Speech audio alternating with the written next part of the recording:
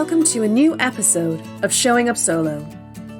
These days, it's not enough to be a small business owner.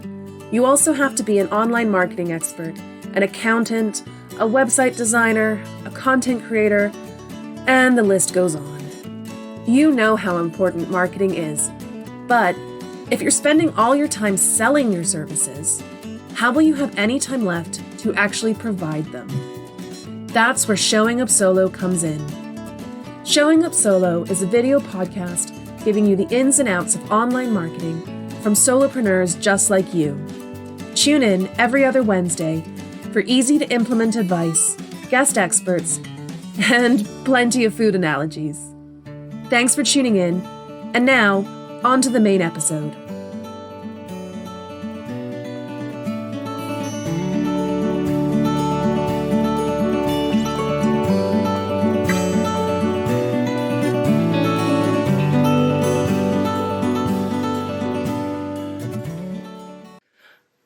Everybody, welcome to another episode of Showing Up Solo. Yeah, today's episode, we are talking about how to make your content more accessible. Yes, I think this is such an important topic. Yes, and I don't think people really think about it until you pose the question or the idea to them and they go, yeah. Yeah, or even I don't think a lot of people know how to make it more accessible. Mm-hmm. You know, that's another factor. And one thing I'd like to say on this matter is making your content more accessible also makes it more accessible to the robots of the algorithm. Oh. So before you tune out and think this does not apply to me, although I'm sure none of you will, just remember, it's not just like it benefits you to make your content more accessible. Yeah. And we'll tell you why. Yeah. Yeah. So, accessibility is definitely something that we're starting to hear a lot more because of inclusion, right? Inclusion is so important because we want everybody, not only your ideal client, but anyone to be able to experience your marketing. And have a positive experience when they're online, basically. Exactly. So there's lots of areas. There's things like, and we'll break down each one, but there's things like contrast in your images and your graphics. Mm-hmm. Can someone who's colorblind or has difficulty with their vision mm-hmm. read your content? If everything is all super pale or super dark, it can be very difficult if it was in grayscale. Yeah. If someone's using a screen reader, are they missing out on content because they're not seeing images? Yeah. If the size of the font or type of font that you use. So if it's like super italic or super scripty, or too small, you know. Can someone with dyslexia access it? Is it easy or comfortable for them to read? Yeah. If you are producing videos, are you including captions so that people who are hard of hearing can still experience the content without the audio? Yeah, so closed captioning is a really cool tool that most apps have added to them. Because not only have you added like the caption to the post, but you can also add the closed captioning so then people can read what is being said. Yes. Yeah. And actually I really love that Instagram has, like for Instagram, for example, has made that as a sticker that just auto-generates captions for you now. Yeah. Whenever I'm producing an audiogram using Headliner, which is my preferred app for producing audiograms, I always make sure I put the captions in there too. Yeah. Because otherwise it's just a picture with some wiggling lines. Yeah. So I always put the captions in there. And you know what, even being, I can say in the middle of the night, I wake up. And sometimes I can't fall back asleep and I go on Instagram and I don't want the volume on, but I want to know, like, I want to read what the post is about. Yes. Closed captions is great for that. Like there's lots of situations when you're on your phone and you can't put the audio on. What if you're on the train, you're commuting, you're in the doctor's office. Exactly. And you don't want some jazzy music playing, but you still want to hear what this person's saying. Yeah. So that's the thing about accessible content. It can benefit people. Putting captions on benefits people who are hard of hearing, but it benefits everybody. Yeah. It benefits everybody. Plus, it benefits you because more people are accessing your content, so you're more likely to meet your ideal client. And again, the computers can pick up those captions. Yeah. And factor it in when someone searches. It's picking up on those keywords and expanding your reach. Yeah. So that's something, we've been doing that for a while, putting the captions on our video content, but something that I didn't even consider until someone pointed it out to me is things like Reels content where you've got some fun audio and you just do that like point, point, point, point. Yeah. Yes, you've made it accessible to someone who's hard of hearing, but what about someone who's visually impaired? Like, they're getting nothing from that. They might just be getting like the bing, bing, bing, bing, or the music, but they're missing that experience. So that's one of the reasons we favor doing our 15-second tips. Yeah. Because that is accessible to anyone. You don't need to see who's saying it. You can still listen to the information and take it away. Yeah. Right? And we put the captions there, so if you can't listen to it, you can still get the knowledge. Yeah. And we still do the fun ones. But the advice I was given is in your caption, make sure all that information is in the caption too, so that the screen reader can... is able to. Yeah. And I mean, if you really want to be considerate, is describe what is happening in the reel. Yeah. So that someone who can't see it can still picture it in their mind. Yeah. And that also just tries to give them the image of what's happening, you know? Exactly. And so one thing that we've also talked about in the past is alt text. Yes, that leads on really well to alt text because so if you've never experienced using a screen reader, like obviously images, what are you going to do with that? Alt text is what's called metadata. So it's basically, it's hidden. It's just there for the computers and it tells them what the picture is. Yeah. So, for example, we were doing alt text of this. We'd be two women sat on a couch, one, like both with long brown hair, one wears green and one wears blue. They're having a conversation, looking relaxed or something but you have to just it's a description that gives you enough information that you can picture what it is. Yeah. If the image is just there for decoration, okay, alt text isn't necessarily that important. But if the image is there to express like something important, like image of woman looking incredibly stressed, or heartbroken, or frustrated, hugging a child, or that if the image enhances the text, then you want to have alt text that conveys that same message. Think of it as like if you needed to put an image or a video in there to convey a certain emotion, it needs to be described in the alt text. Yes. Would someone, if you took all the pictures out of this, would someone still get the same feeling, the same experience as they would with the images? If the answer is no, then that missing information needs to be in the alt text. Yeah. Another reason that benefits you, even if your users aren't using screen readers, is to use your alt text, especially in emails.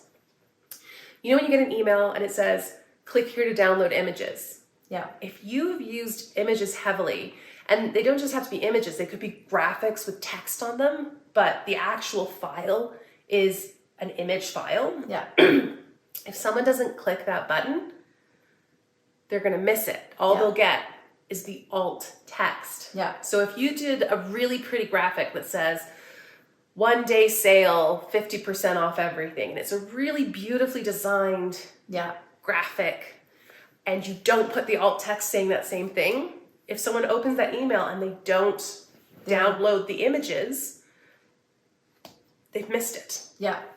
They miss that message. Well, and that happens a lot too when your internet's not very strong, right? Exactly. And so you're in some area, your service is a little slower, and you're trying to open up your email, and that image is gone.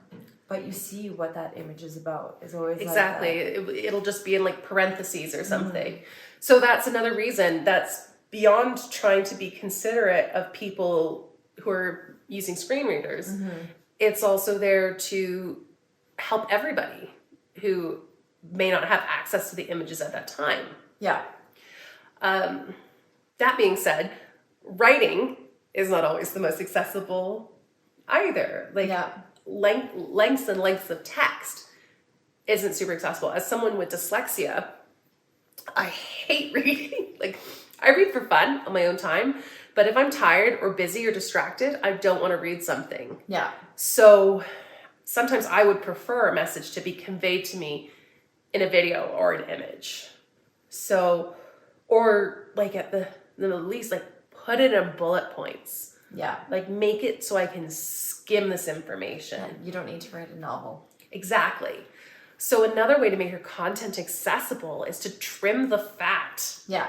Just get to the point and get it across in as few words as you can. Yeah. That is also making your content more accessible. Yeah, so simple and concise is a lot better than writing a novel and using a lot of jargon words that people don't understand. Or just flowery, unnecessary words. What if your ideal client's first language isn't your language? Yeah. And they need to put it through Google Translate to get the full vibe. Like my kids go to a French school. I don't speak French, so I have to copy and paste all the school emails and put them into Google Translate for me. So I need everyday use words. Yeah. Right? Yeah. Because otherwise it doesn't necessarily pick up on them properly. Yeah. So think about that as well. Like, do you need to use this super fancy, like multiple syllable word, or can you just say a very simple one? Yeah. Yeah. So those are some really interesting points that, I think it's a good reminder for us to kind of really think about when we're creating our content. Yeah. And really think about who it's for and like, how can we make sure it's accessible? Like, how can we make sure the most people can enjoy it? Yeah. I want to also just jump in on this with the dyslexia factor, because we talked about fonts. Yeah. Like some really fancy fonts may look really nice, but they can be almost impossible to read. If you struggle to read what you've written, have to write the information somewhere else or choose a different font. Yeah. Because you want people to get that information. And then we also come to color. We forget. Yeah. There's a lot of people out there who are colorblind. Yeah. Or, for example, you might have Irlen syndrome, which is where you need to wear tinted lenses to make reading more comfortable. I'm familiar with that because it's quite a common co-occurrence with dyslexia. And so, like I had a friend who was dyslexic and she had to wear green lenses. So if she's looking at a screen through green lenses and that filters out certain colors. Certain colors will blend into others. Okay. So it could turn a page to be less accessible. Really? On the same hand, like on the other side, for example, do you remember those old school, I'm aging myself here, but you know when they used to have those blue screens with the white text? Yeah. Oh my God, I found this impossible to read because the contrast is so sharp that it irritates the eye. Yeah. So you can't find the place of tracking because it's too much. It just starts to glow at you. Yeah. So you have to think about these, like there's two extremes. It can be too much contrast or too little contrast. And you can actually Google this. If you just type in contrast checker into Google, I do this every time I need to check it. There's lots of tools online where you can put the codes for two different colors and it'll tell you if they work together. Yeah, what size font, how small you can go and still it be legible, and it'll even tell you like, okay, so your color doesn't match with this one, but this one is one we recommend instead. Exactly. Yeah. So that's another thing to factor in when you're coming up with like your branding colors and you're creating these beautiful graphics, is the message lost if it's in grayscale or black and white? Yeah. Like, will that message get lost? Yeah. That feeling get lost? Exactly. So these are all really great points that I think,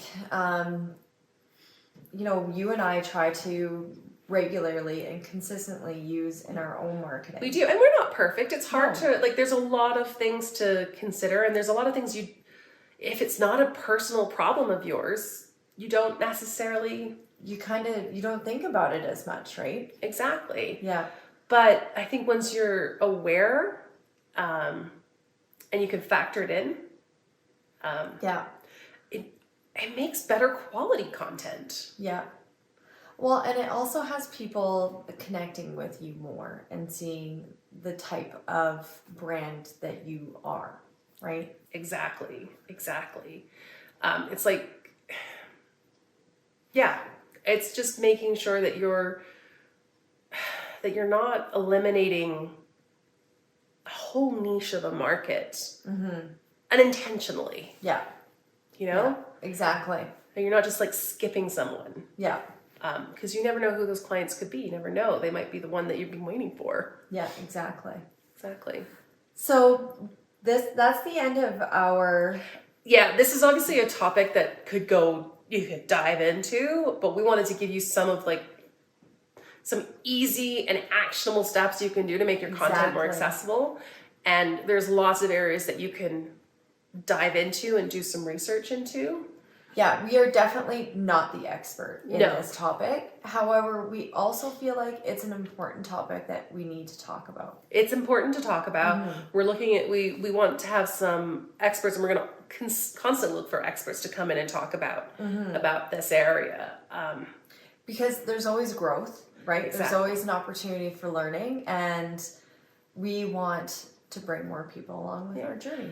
I also want to mention that this is a non-negotiable, because now websites that aren't accessible, you can be fined. So it's not something you can ignore for much longer. Yeah. So we encourage you to do your own research. If you have any specific questions about things we've touched on or things we haven't touched on, please reach out to us in the comments. We would love to talk about this more. Yeah. And we would love to know what you want to know about the subject.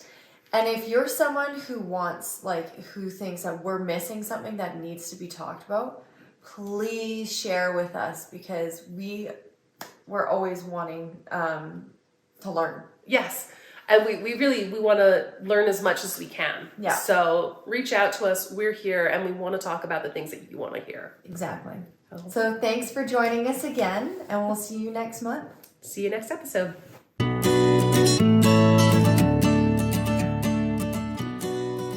Thanks for listening.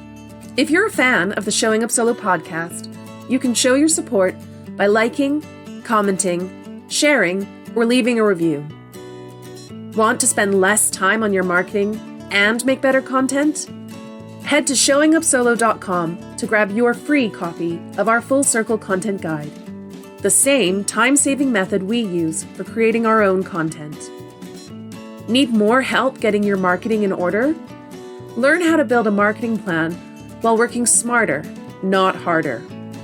Our Setup for Success package gives you everything you need to create a marketing plan that is low maintenance, high impact, and perfect for generating consistent leads. Head to showingupsolo.com for more info. See you next episode.